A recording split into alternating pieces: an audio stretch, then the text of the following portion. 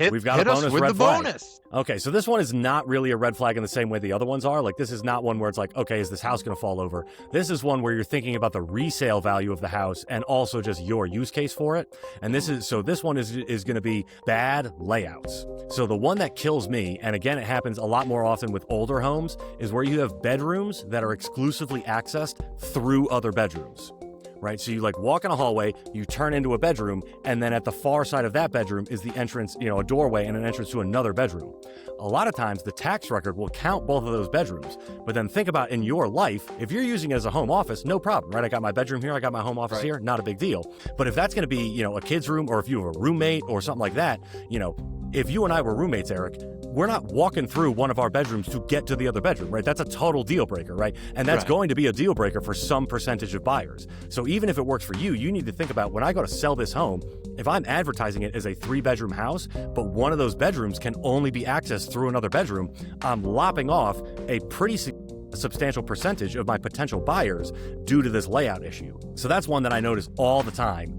That drives me crazy. And for whatever reason, it's common with older homes. I think maybe they're using it as like nurseries. Like, it was common to have like a nursery off of the main bedroom. I get it. But just, you need to think about, so one, does it work for your life? But then two, are you going to be able to resell the home, and how's that going to impact the value of it? So that's a big one. Then also bedrooms without closets. Now, if it's a big bedroom and you could just put wardrobes and things places, this is not necessarily that big of a deal.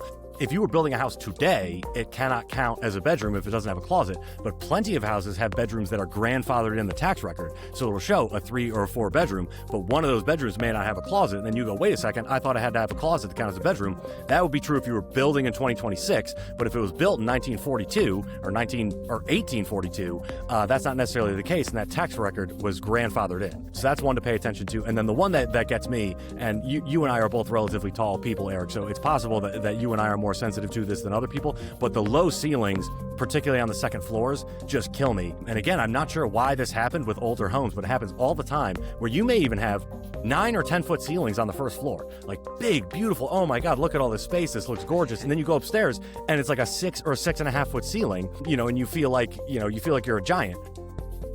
If you're not a tall person, you may not be sensitive to it, but part of your buyer pool is going to be turned off by that. So again, it's just something to think about on the resale side of things, not so much on the, should I buy this house? How much expense am I going to have? But more so just, at some point, I'm going to have to resell this house. Am I going to be able to? And then also, does it work for my lifestyle? So that's our bonus, is just like layout problems at houses. But yeah, low ceilings are good for your heating bill, but not necessarily good for my head. Yeah. A lot of concussions. And it does like it the square footage doesn't change, but it feels smaller, right? And, no, it does. And it's going to feel smaller to the prospective buyers when they come in, when you're selling your house. So it impacts how people feel in the house. And it really, as much as we would like to think that home sales is a science, it's really an art, and how people feel in the house makes a way bigger difference than whatever the square footage says on the tax record. If they walk in there and it feels small, they're not going to go, oh, well, technically it's 1,700 square feet. They're going to go, no, this house feels small. Let's move to the next house. Yep, absolutely. Yeah, I've been in a few homes where you're like, oh, this is listed as a 4-bedroom. And then I'm showing the house and I'm like, where's that 4th bedroom? And then you realize, oh, they're calling this the 4th bedroom. Well, that's a little strange. It's more like a storage room. Yeah, right. Fact, and that's where, you list it based on the tax record. Right, if exactly. The tax record says 4, you list it as 4, so yeah, it's you like, wouldn't list it as 3. Right. So it's, there's no perfect solution to that, other than buyers, you need to be thinking about this when you're viewing the home. Yeah, absolutely. And, we know the photographers are going to kind of do their tricks to make that room, maybe that 4th small bedroom without the closet, seem as big as it possibly can.